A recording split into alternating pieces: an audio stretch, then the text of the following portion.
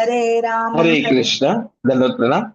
तर सगळ्या भक्तांचं आपल्या ह्या साप्ताहिक दैनंदिन जीवनामध्ये महत्वपूर्ण 108 श्लोक या शृंखलेमध्ये स्वागत आहे.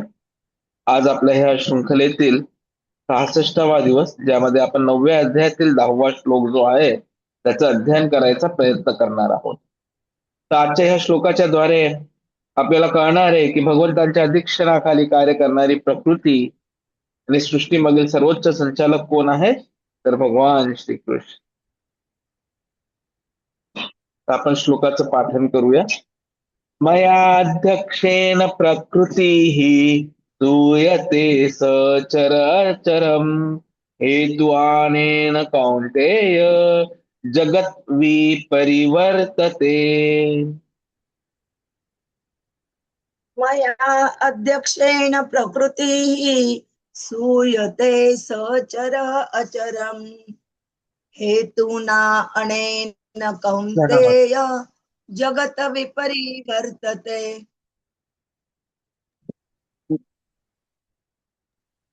मयाध्यक्षेण प्रकृतीः सूयते सचराचरम् हेतुआनेन कौन्तेय जगत् विपरिवर्तते. मया अध्यक्षेण प्रकृतिः सूयते सचर अचरम् हेतुना अनेन कौन्तेय जगत विपरिवर्तते। तिथं हेतुना हेतू मयाध्यक्षेण प्रकृतीः सूयते सचराचरम् हेतुनानेन कौन्तेय जगत् विपरिवर्तते. मया अध्यक्षेण प्रकृतिः सूयते सचर अचरम् हेतुना अनेन कौन्तेय जगत विपरिवर्तते। अनुवाद. हे कौंतेया, माझ्या अनेक शक्तींपैकी एक असणारी ही भौतिक प्रकृती माझ्या अध्यक्षतेखाली कार्य करेल. सर्व चर अचर प्राण्यांची निर्मिती करते. तिच्या नियंत्रणाखालीच या सृष्टीचा वारंवार उत्पत्ती आणि संहार होतो. तात्पर्य. या ठिकाणी स्पष्टपणे सांगण्यात आले आहे की भगवंत जरी भौतिक सृष्टीच्या सर्व कार्यापासून अलिप्त असले तरी तेच प्रकृतीचे परमसंचालक आहेत. या भौतिक सृष्टीचे अध्यक्ष आणि आधार हे भगवंतच आहेत. सृष्टीचे व्यवस्थापन मात्र भौतिक प्रकृतीद्वारे केले जाते. भगवद्गीतेत श्रीकृष्ण सांगतात की विविध योनीतील सर्व जीवांचा मी पिता आहे. पुत्र प्राप्तीकरिता पिता मातेच्या गर्भामध्ये बीजारोपण करतो आणि त्याचप्रमाणे भगवंत ही केवळ दृष्टिक्षेपाने भौतिक प्रकृतीच्या गर्भामध्ये बीजारोपण करतात. हे जीव आपल्या पूर्वीच्या इच्छा आणि पूर्व कर्मानुसार योनी धारण करून बाहेर येतात. भगवंतांच्या दृष्टिक्षेपाने जरी या जीवांनी जन्म घेतला तरी आपल्या सुप्त इच्छा आणि पूर्वी कर्मानुसार ते विविध शरीरे धारण करतात. म्हणून भगवंत प्रत्यक्षपणे भौतिक सृष्टीच्या संपर्कात नसतात. केवळ त्यांच्या दृष्टिक्षेपाने भौतिक प्रकृती सक्रिय होते आणि सर्व काही त्वरित निर्माण होते. भगवंत भौतिक प्रकृतीवर दृष्टिक्षेप टाकत असल्याने निसंशय हे त्यांचेच कार्य आहे, परंतु प्रत्यक्षपणे त्यांना या सृष्टीशी काहीच कर्तव्य नसते. कृतीमध्ये पुढील उदाहरण दिले जाते. जेव्हा कोणाला सुगंधी फूल असते तेव्हा तो प्राणीद्वारे सुगंध घेतो, पण तरीही वास घेण्याची क्रिया आणि फूल हे एकमेकांपासून दूर आहेत. याच प्रकारचा संबंध भगवंत आणि भौतिक प्रकृती यांच्यामध्ये असतो. वास्तविकपणे त्यांना भौतिक जगाशी काहीच कर्तव्य नसते, पण आपल्या दृष्टिक्षेपाने ते सृष्टीची निर्मिती करतात आणि तिला कार्यरत करतात. सारांश. भगवंतांच्या अध्यक्षतेविना भौतिक प्रकृती काहीच करू शकत नाही. तरीही भगवंत सर्व भौतिक कार्यांपासून अलिप्त असतात. ओम ज्ञानतिमिरान्धस्य ज्ञानाञ्जनशलाकया चक्षुरुन्मिलितं येन तस्मै श्रीगुरवे नमः. श्रीचैतन्य मनोभीष्टं स्थापितमेन भूतले स्वयं रूप कदा मह्यं ददाति स्वपदान्तिकं. वन्देऽहं श्रीगुरोः श्रीयुतापदकमलं श्रीगुरून् वैष्णवांश्च श्रीरूपं साग्रजातं सगण रघुनाथान्वितं तं सजीवम् साद्वैतं सावधूतं परिजनसहितं कृष्ण चैतन्य देवं श्री राधा कृष्ण पदान् सगन ललिता श्री विशाखान्वितांश. नमो विष्णुपदाय कृष्णपृष्ठाय भूतले श्रीमते भक्तिवेदांत स्वामी निति नामिने नमस्ते सारस्वती देवे गौरवाणी प्रचारिणे निर्विशेष शून्यवादी पाश्चात्य देश तारिणे नमो विष्णुपादाय कृष्णपृष्ठाय भूतले श्रीमते राधानाथ स्वामी निती नामिने वाञ्छाकल्पतरुभ्यश्च कृपा सिन्धुभ्येव च पतितानां पावनेभ्यो वैष्णवेभ्यो नमो नमः। जय श्री कृष्ण चैतन्य प्रभु नित्यानंद श्री अद्वैत गदाधर श्रीवासादि गौर भक्तवृंद। हरे कृष्ण कृष्ण कृष्ण हरे हरे, हरे राम राम राम हरे हरे। हरे कृष्ण कृष्ण कृष्ण हरे हरे, हरे राम राम राम हरे हरे। हरे कृष्ण कृष्ण कृष्ण हरे हरे, हरे राम राम राम हरे हरे। हरे कृष्ण। तो खूपच महत्वपूर्ण हा श्लोक आहे जो आज आपण पठन करतोय। तसं पाहायला गेलं आपण तर हा 9वा अध्याय म्हणजेच काय तर राजविद्या राजगुह्य योग। ह्या अध्यायात श्रीकृष्ण भगवंत जे आहेत ते अर्जुनाला आपल्या दिव्य स्वरूपाचे आणि संपूर्ण विश्वाशी असलेल्या त्यांच्या नात्याचे रहस्य सांगत आहेत। हा जो भाग होता दुसरा भाग या अध्यायाचा 4थ्या श्लोकापासून 10व्या श्लोकापर्यंत, त्या श्लोकांमध्ये एक अत्यंत महत्वाचा प्रश्न उलगडला जातो की या सगळ्याचे संचालन कोण करीत आहे? जग आपोआप चालतं का? निसर्ग स्वतः स्वतंत्र आहे का? की या सर्वामागे एक सर्वोच्च बुद्धिमान संचालक आहे? तर आजचा श्लोक याचंच अत्यंत स्पष्ट उत्तर देतो, कारण की स्वतः कृष्ण भगवंत सांगताय की हे कुंतीपुत्र अर्जुना, माझ्या अध्यक्षणाखालीच ही भौतिक प्रकृती चर आणि अचर अशा सर्व सृष्टीची निर्माण करते। माझ्या देखरेखीमुळेच हे संपूर्ण विश्व सतत निर्माण पालन आणि परिवर्तनाच्या चक्रात कार्यरत असते।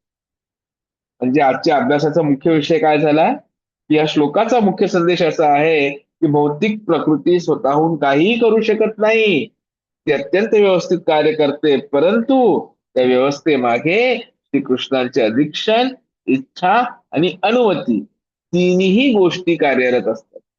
भगवान स्वतः सर्व कामं हाताने करत नाहीत, परंतु त्यांच्या देखरेखीखाली संपूर्ण प्रकृती कार्य करते।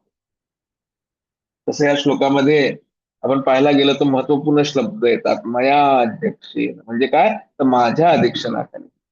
हा संपूर्ण श्लोक समजण्यासाठी हा सर्वात महत्वाचा शब्द आहे, मया अध्यक्षेन। दुसरा शब्द येतोय आपला प्रकृती, म्हणजे काय तर भौतिक प्रकृती, म्हणजे पृथ्वी, जल, अग्नी, वायू, आकाश, मन, बुद्धी, अहंकार, हे सर्व काय हे संपूर्ण भौतिक ऊर्जा आहे। तू येते अर्थात प्रकट करते, निर्माण करते। तर चर अचरम, चर म्हणजे हालचाल करणारे जीव, आणि अचर म्हणजे जसं आपलं पर्वत आहे, वृक्ष आहे, ग्रह आहेत, तारे आहेत, पृथ्वी आहे इत्यादी, हे संपूर्ण विश्व चर अचर। हेतू आणेन, हेतू आणेन म्हणजे याच कारणामुळे, आणि जगत परिवर्तते, संपूर्ण जग परिवर्तनाच्या चक्रात सतत कार्यरत असते। म्हणजे निर्मिती होते, पालन होतं, संहार होते, पुन्हा निर्मिती होते, आणि हा क्रम असाच अखंड चालू असतो। श्लोकाद्वारे श्रीकृष्ण काय सांगतायत, जसं आपण पाहिलं की आतापर्यंत भगवंतांनी काय सांगितलं, मी सर्वत्र आहे, सर्व माझ्यावर अवलंबून आहे, मी सर्वांचा आधार आहे, मी सर्वांच्या पलीकडे आहे। आणि आता ते ह्या सर्वांचा निष्कर्ष आपल्या आजच्या श्लोकात सांगतात, ते सर्व माझ्या देखरेखीखाली घडत आहे। तर जेव्हा आपण अधिक्षण म्हणतो, अध्यक्षेन, तर अधिक्षण म्हणजे काय, तर हा अध्यक्ष हा शब्द जो आहे ना खूप महत्वाचा आहे। अध्यक्ष म्हणजे सर्व काम स्वतः करणारा नाही, तर सर्व कामांवर देखरेख करणारा, बरोबर आहे। यालाच इंग्रजीत आपण सुपरवायझर म्हणतो किंवा ओव्हरसिअर म्हणतो। तर भगवान प्रत्येक यंत्र स्वतः चालवत नाहीत, परंतु त्यांच्या इच्छेशिवाय काहीही घडतही नाही। जसं आपण आता काही दिवसांपूर्वी टायटन ही जी घड्याळ आहे आपली, याची निर्मिती कशी झाली भारतात त्याच्याविषयी खूप चांगला लघुपट आला होता। तर टाटा हे काय प्रत्येक जाऊन मशीन चालवत नव्हते. त्यांनी काय केलं, त्यांनी फक्त सुपरवाइज केलं. त्यांनी अप्रुव्हल दिलं की ओके ठीक आहे, बनवा तुम्ही आता हे घड्याळ. आणि त्यांनी माणसं ठेवली आणि त्यांनी त्या हिशोबाने ती घड्याळ निर्मित. तर मग प्रश्न पडतो की भगवंत अलिप्त कसे राहतात? कारण की भगवान तर सर्वत्र आहेत. परमात्मा म्हणून ते आपल्या प्रत्येकाच्या हृदयात आहेत. आपण हे पाहिलं मागच्या श्लोकांमध्ये. तरी सुद्धा ते भौतिक गुणांमध्ये अडकत नाहीत. ते साक्षी आहेत, निरीक्षक आहेत, नियंत्रक आहेत, परंतु भौतिक प्रकृतीने त्यांना स्पर्शही होत नाही.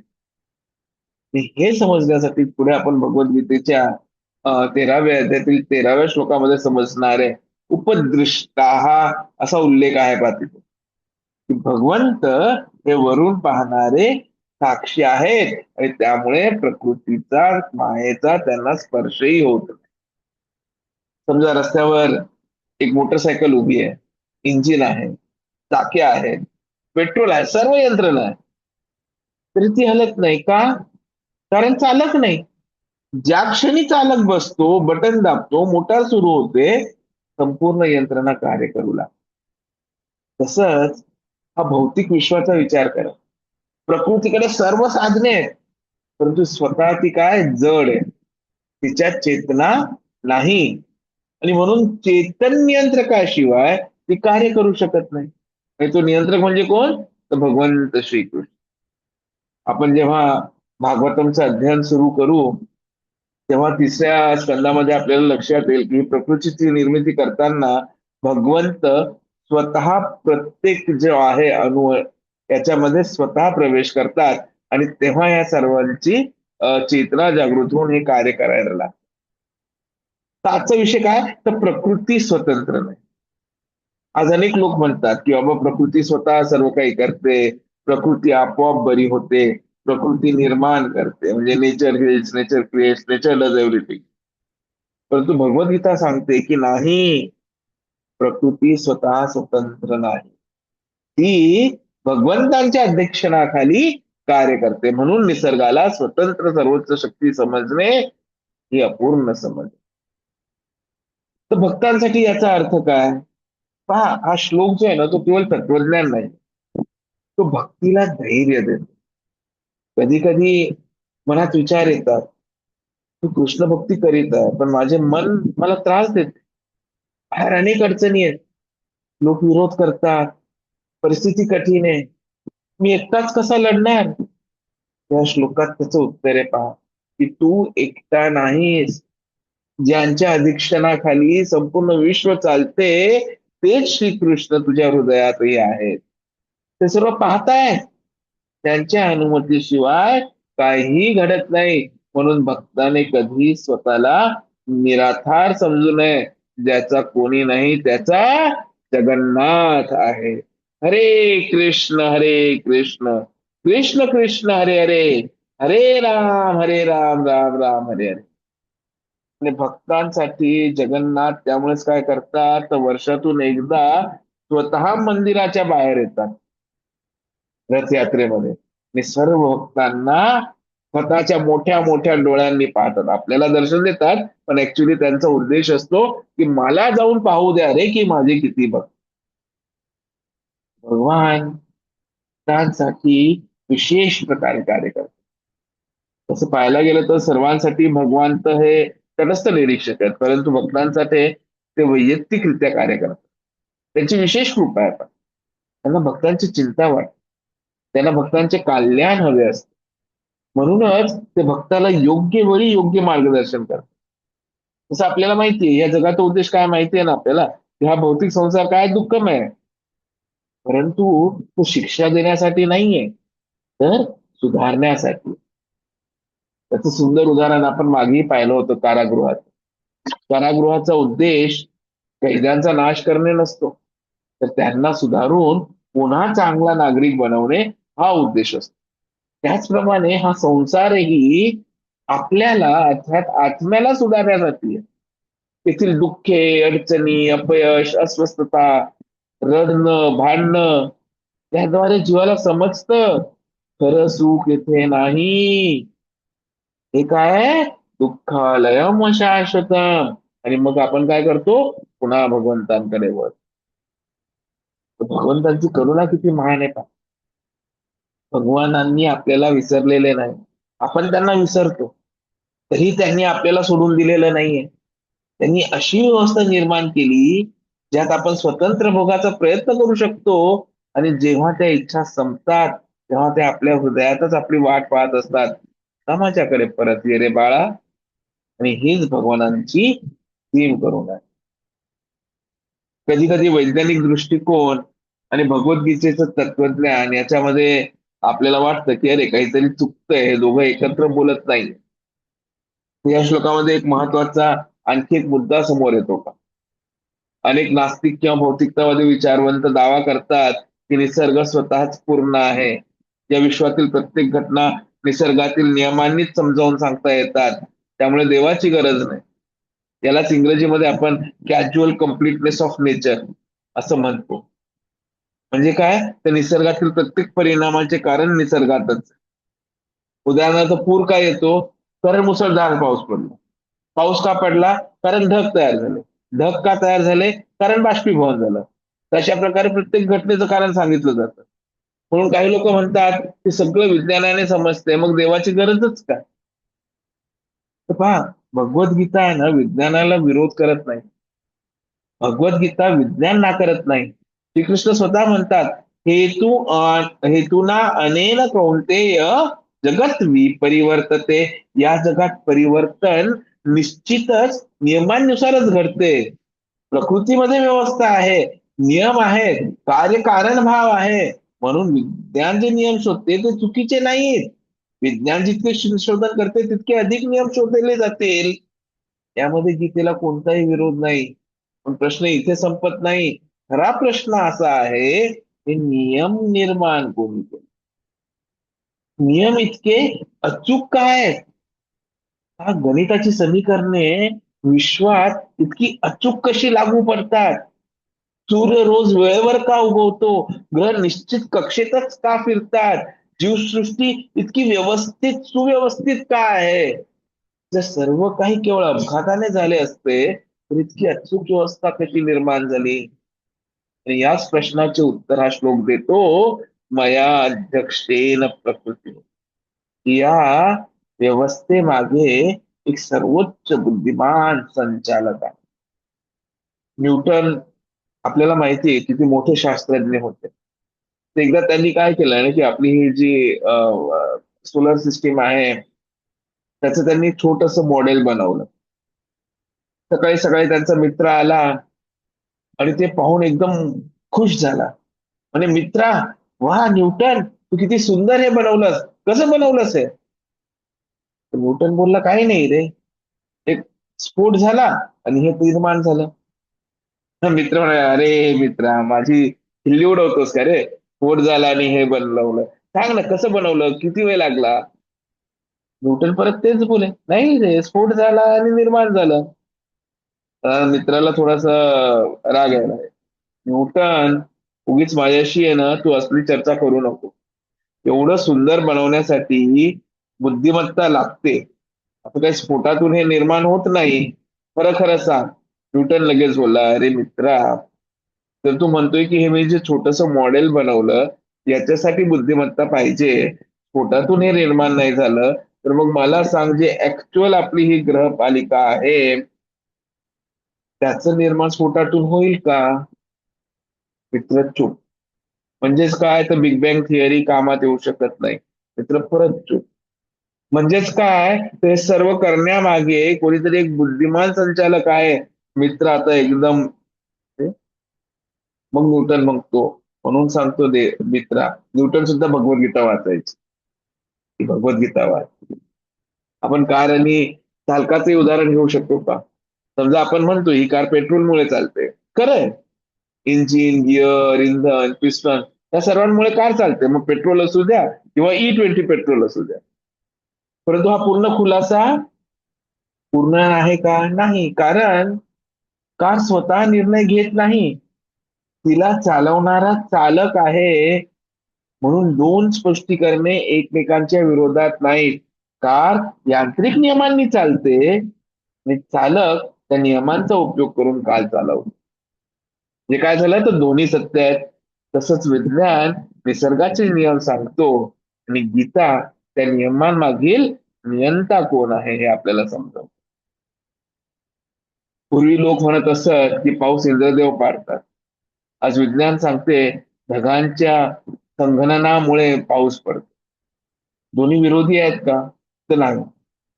भागवत किंवा वैदिक शास्त्र असे म्हणत नाही की ढगांशिवाय पाऊस पडतो. ते सांगतात इंद्रदेव ढगांच्या माध्यमातून पाऊस पाडतात. म्हणजेच काय तर भौतिक प्रक्रिया मान्य आहे, पण त्या प्रक्रियेचे संचालन करणारी उच्च व्यवस्था देखील आहे. जसं आपल्याला अं, कृष्ण कथेमध्ये आपण पाहिलं होतं की गोवर्धन लीला का घडते, कारण की भरपूर पाऊस पडत असतो. तर ते ढग असतात, त्या ढगांना इंद्रदेवांनी आदेश दिलेला असतो. वर्तक ढग, मी आता ढगाचं नाव विसरलो, त्या कोणाला आठवत असेल तर सांगू शकता. काहीतरी वर्तक ढग म्हणून म्हणतात त्यांना. तर ते अत्यंत असे क्रोधशाली असतात आणि भरपूर जोरात पाऊस पाडणारे असतात.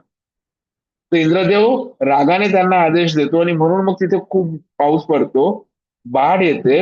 आणि म्हणून मग काय करतात कृष्ण भगवंत सगळ्यांना घेऊन जातात गोवर्धनाच्या तिथे, आणि गोवर्धन आपल्या लेफ्ट हँडच्या ह्या छोट्याशा बोटाच्या ह्या टोकेवर धरण धारण करतात. म्हणजे एक 6 वर्षाचा बालक एवढा मोठा पर्वत स्वतः धारण करतो, म्हणजे काय सिद्ध होतं की भगवंत आहे.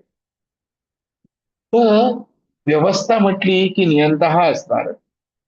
आज विज्ञान जितके अधिक संशोधन करतं तितकं अधिक विश्वातील आश्चर्यकारक नियोजन समोर येत आहे. डीएनए ची रचना म्हणा, ग्रहांची हालचाल म्हणा, भौतिक स्थिरांक म्हणा, गुरुत्वाकर्षण म्हणा, सर्व काही अत्यंत अचूक आहे. सुव्यवस्थित क्रमच तर भगवंतांच्या अस्तित्वाकडे हे सगळं निर्देश करतो. म्हणून विज्ञान आणि अध्यात्म हे शत्रू नाहीत. विज्ञान कसे सांगते, भगवद्गीता कोण सांगते. तर श्रीकृष्ण अलिप्त असूनही सर्व नियंत्रित करतात.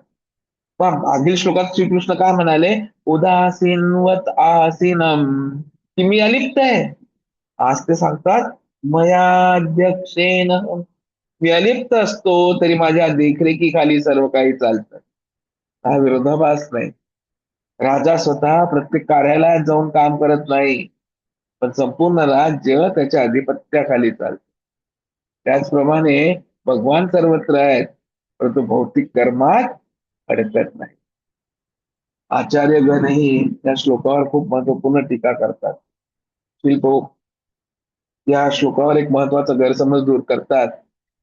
काही मायावादी असे म्हणतात कृष्ण जेव्हा पृथ्वीवर येतात तेव्हा त्यांचे शरीर भौतिक असते, परंतु श्री प्रभुपाद स्पष्ट सांगतात की कृष्णांचं संपूर्ण शरीरच दिव्य आहे. ते 2 हातांनी बासरी धारण करून स्वतःच्या नित्य स्वरूपात प्रकट होतात. भौतिक गुण त्यांना स्पर्शही करू शकत. आपण भगवद्गीतेतील 14व्या अध्यायातील 4थ्या श्लोकाचाही संदर्भ घेऊ शकतो. प्रभुपादजी एक सुंदर उदाहरण देतात की भगवंत म्हणजे काय तर पिता, भौतिक प्रकृती म्हणजे काय तर माता. तर जसे पिता बीज देतो तशी माता गर्भधारण करते, त्याचप्रमाणे भगवंत प्रकृतीवर दृष्टिक्षेप टाकतात आणि प्रकृती विविध शरीरांची निर्मिती करते. तर प्रश्न मग तरी पण एक येऊनच जाईल की जन्म का वेगवेगळे असतात.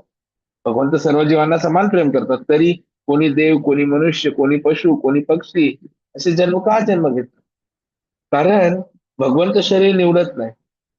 जीवाच्या पूर्व कर्म, पूर्व वासना आणि पूर्व इच्छेनुसार प्रकृती त्याला योग्य शरीर देते. म्हणून भगवंत पक्षपाती नाही.